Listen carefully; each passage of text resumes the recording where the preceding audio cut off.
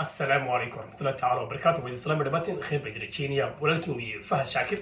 ما توحر بدل وداغو ور مهم بدن واه وليبا وركا إنه الصومالية دون نحي إنه وركا إنه وحدة كوغانو بدن كنا information كي أخبارات كنا وحيابا ومهم سقفكو إنه وحدة كوغانو maybe قفك إنه family كيسا أما إهل كيسا أما عيدي سوي كسوغين anyway وركا سوكوبو waxaa jira maalmihii ugu dambeeyay doomo badan baa jira oo ka yimid waddanka Liibiya oo soo gaaray badda Mediterranean-ka ee Talyaaniga oo ay wadaagaan iyo Malta marka dad baa jira 750 qof baa la soo badbaadiyay waxaa la soo badbaadisay maraakiib ay leeyihiin hay'adda la SOS oo ah hay'ad dadka inta badan soo badbaadisa sidoo kalena iyaguna wax kaloo qayb badan ka ahaa hay'adeedana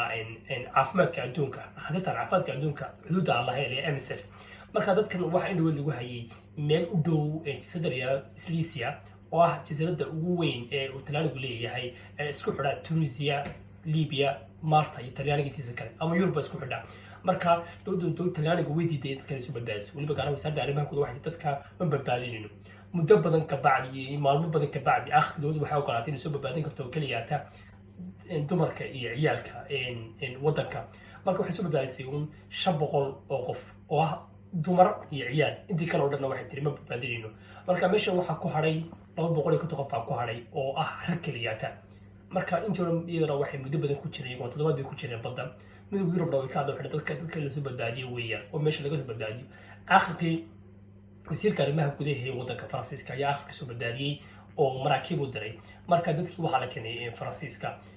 dadkaasna badankoodu waxa ahay rag kaliyaata waqti xadirka marka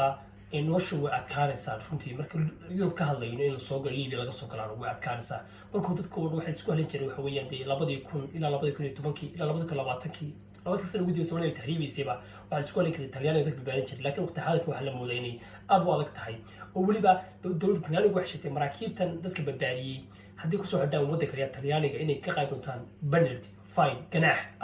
$50,000 haddii yimaadaan ama laan yimaadaan waxayna dowladdu ku amartay Talyaaniga ku amartay dadka inay ku celiso ay ku soo bushback ama istak ay ku samaysay ku celiso meesha ka yimaadaan oo Liibiya haddii qof ku noqdana wax weyn